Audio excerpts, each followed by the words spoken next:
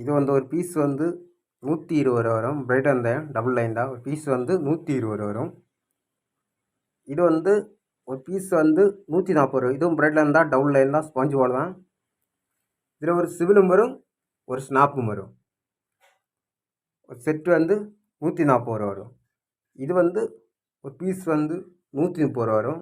இதுவும் double line தான். Piece வந்து 130 ரூபா வரும்.